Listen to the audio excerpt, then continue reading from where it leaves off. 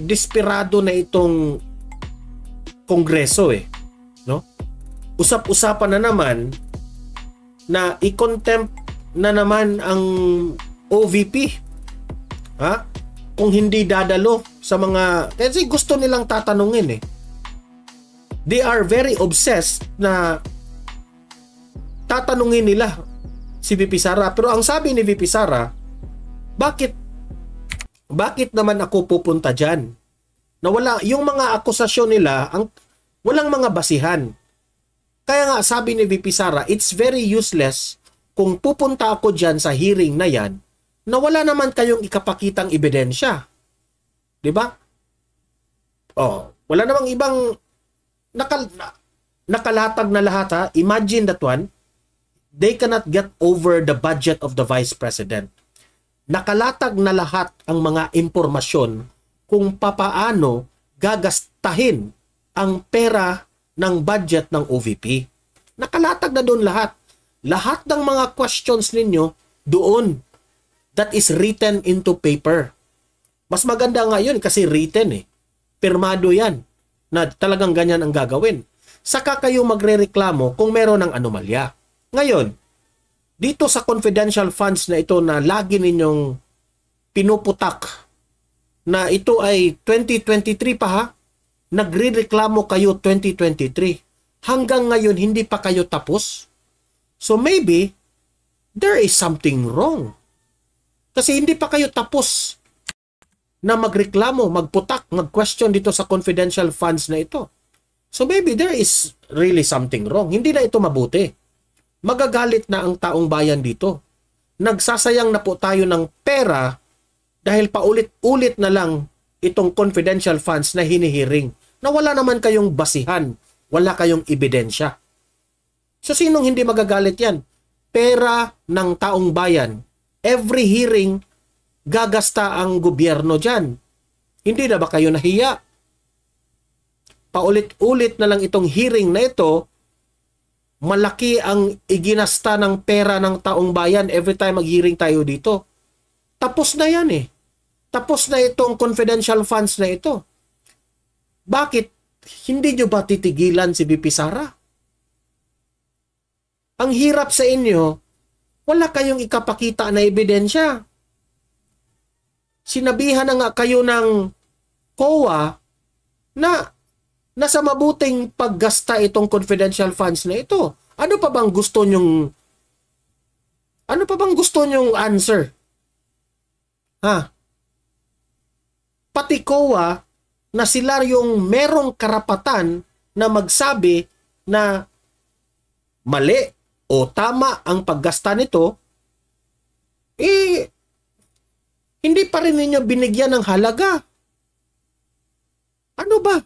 Ano ba talagang pakay ninyo? Ano ba talagang pakay? Ano ba talagang gusto ninyo? Okay? So yan ang una natin. Ipapakita ko sa inyo yung balita na yan. Nakaka-imber na Rosalie, kailan yung schedule ng susunod na pagdinig ng Kamara dito sa issue ng paggamit ng pondo ng OVP? Target sanang may pagpatuloy yung pagdinig ng House Committee on Good Government sa naging paggastos ng pondo ng tanggapan ni Vice President Sara Duterte sa susunod na linggo. Posibleng isagawa ang ikatlong hearing sa Lunes, October 14. Hindi na sila nahiya. Patuloy pa rin ang hearing. Sige, hearing kayo ng hearing. Ang kapal ng mukha ninyo, hindi na kayo nahiya sa taong bayan. Useless na Ang tagal-tagal na niyan. Kay House Panel Chairperson Representative Joel Chua, kung patuloy namang tatangging dumalo Alam mo nga, sa totoo lang, duda ako dito Duda ako dito na utos na naman ito ng kanilang Panginoon dyan. Utos ito. Siguro, di natin alam Baka sinabihan sila, baka lang, analysis natin ito, baka sinabihan sila na huwag nyong tigilan yan. Hanggat hindi tayo magwagi. Paano kayo magwagi? Wala kayong ebidensya? Di ba? Yan ang hirap sa inyo Hearing kayo ng hearing, sunod kayo ng sunod sa utos ng buaya na yan, hindi talaga kayo magtatagumpay. Kasi ang mananaig po ang katotohanan. Kung maggawa-gawa kayo ng hearing, pilit ninyong merong sumulpot na mga, sino yun? Si Mercado? Nasaan na? Hindi umubra si Mercado, yung witness ninyo. Ang dali-dali na gumawa ng envelope na lalagyan ng pera. Pero yung kay VP Sara, meron siyang ebidensya na itong si Mercado gumawa ng kabalastugan. So sino ang papaniwalaan natin? Si Mercado o si VP Sara? Na tested na yan. Gumawa na yan ng kasaysayan sa Davao. Magaling yan. At never itong na-involve sa corruption. Pero itong si Mercado na ito, may ebidensya si VP Sara. So saan ang papaniwalaan natin? Ano pa bang gusto nyong mangyari? Mga kongresista dyan, mga pulpul yan. Sige nga. Investigasyon ng mga opisyal ng Office of the Vice President, gaya ng Undersecretary at Assistant Secretary, maaari anyang magresulta ito sa pagpapataw ng contempt laban sa kanila. Ayon pa kay Congressman Chua, mahalagang Imagine that one. Ganyan sila kadesperado. Ipako-contempt nila ang mga OVP. Kasama na dyan si VP Sara kung hindi dadalaw si VP Sara. Ganyan sila. Kung hindi nila makuha ang kanilang gusto, contempt ka agad. Contempt ka agad. Ito yung, alam nyo ha, itong gobyerno ni Marcos, itong administrasyon ni PBBM, the president of contempt. Itong si House Speaker Martin Romualdez, the speaker of contempt. Ginoo ko, por Diyos, por Santo, ang kakapal ng mga buaya na ito. makipagtulungan ang mga OVP official upang masagot yung mga tanong sa umani questionableng paggastos. Hindi pa ba kayo, lagi na ninyong ibinibida yung tanong ni OVP sa mga tanong ninyo kay OVP, tanong ninyo kay VP Sara, hindi na ba kayo nagsawa sa pagtatanong kay VP Sara? Ang dami niyong tanong eh. Uneducated yung mga tanong ninyo. It's better siguro kung bago kayo magtanong, meron kayong pruweba na yung tanong ninyo kasi basta gusto lang ninyong makapagtanong kasi para humarap kayo sa TV, para magmukha kayong ang tapang-tapang, talagang tinuligsa yung Vice President. O ganun yung datingan eh. Pero bago kayo magtanong, yung meron kayong ebidensya na pirmado sa Vice President. O Vice President, bakit mo pinirmahan itong ganitong kahalagang pera? O nasaan na itong pera na ito? Ganun. Wala kayong ebidensya eh. Dapat may ebidensya kayo. VP Sara, saan mo ginasta itong pera na ito? Nakapirma yung pangalan mo. Ayan ito. Yan. You have the right to ask question. Kung ganon, you have the right to ask questions. Pero kung wala kayong ebidensya, wala kayong ikapakita, kung wala kayong, kung lahat ng mga tanong ninyo, hearsay doon, hearsay noon, wala. Useless yan lahat. That's a waste of time. Sa pondo ng tanggapan ng Vice Presidente sa mga nakalipas na taon, kabilang na yung confidential funds noong 2022. Meron ditong ang simple lang, tanggalin ka namin dito. Didishet pala sige. Simple. Out. You're out.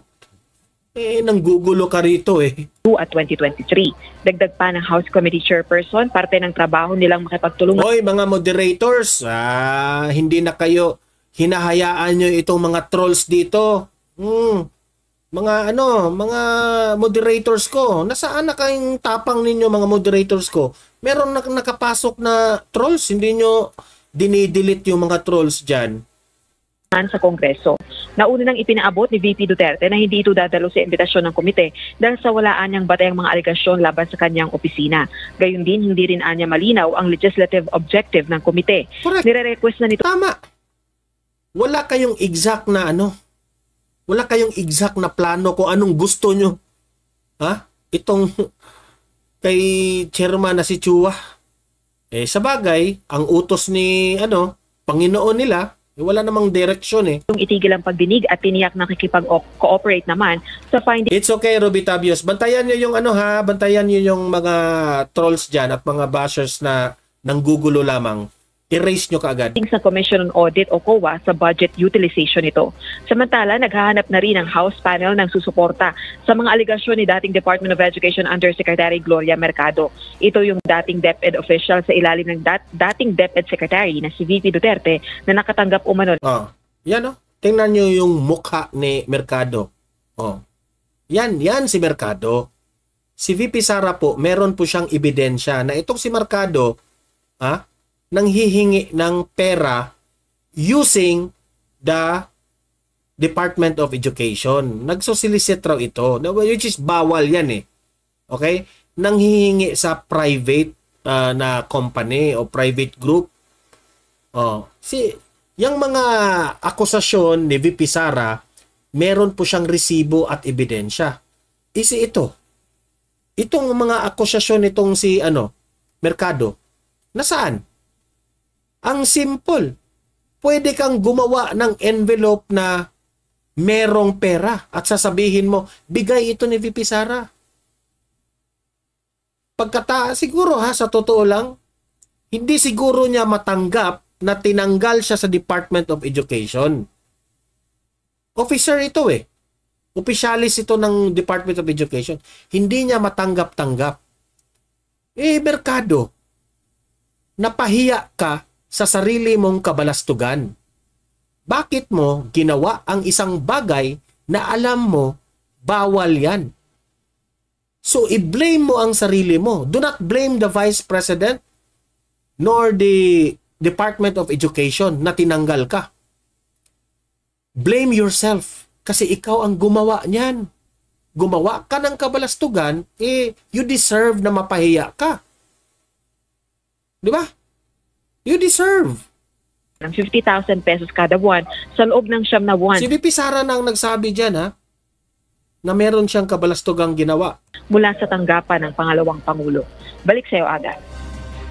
Maraming salamat, Rosalico. So, sino ba namang matutuwa dito sa plano ng itong kongreso na ito?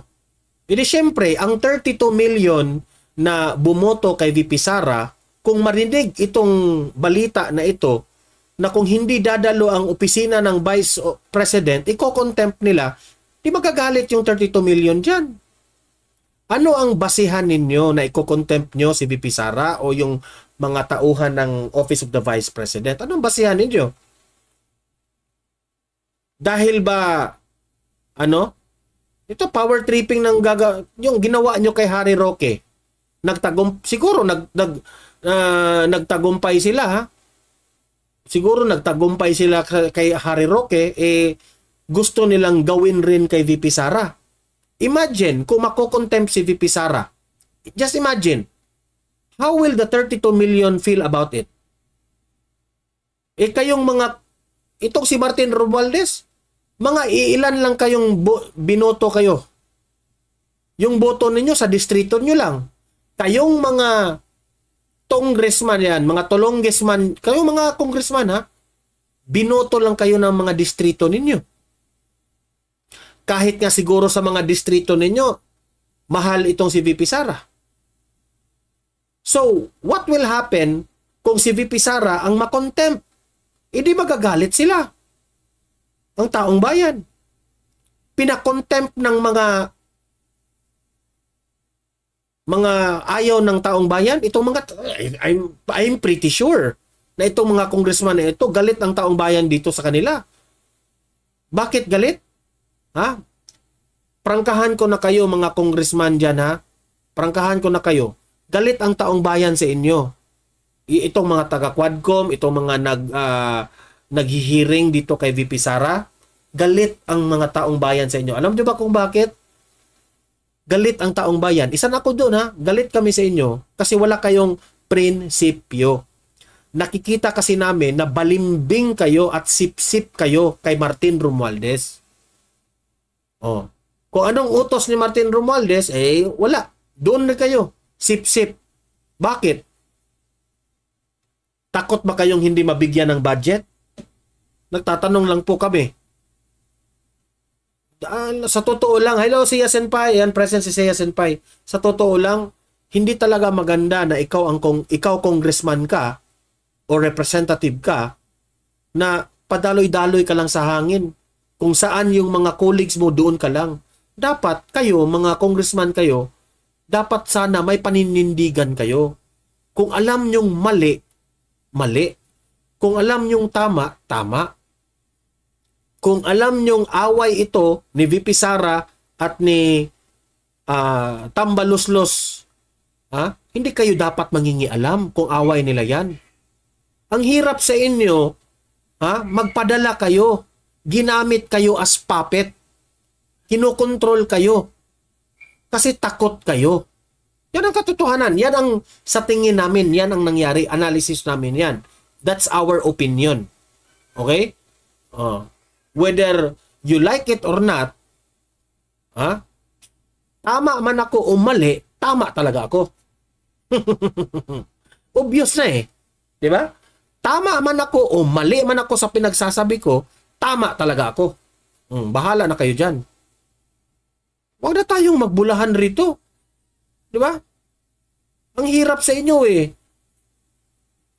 Mukha yatang takot rin kayo sa sarili nyong mga colleagues dyan. Wala kayong prinsipyo. Ang totoong mga matatapang, yan, si Basti Duterte. Si Paulo Duterte. Hindi siya takot. Kung ano yung katotohanan, yun. Hindi siya takot na mawala ng budget. Basta nandun ka lang sa katotohanan, there's no problem. Ang hirap sa inyo, papogi kayo sa camera eh. Yan ang hirap sa inyo. Paasta kayo sa camera, na magaling kayong magtanong, ganun, ganyan, na hindi nyo alam, galit na ang taong bayan sa inyo, sa mga ginagawa ninyo.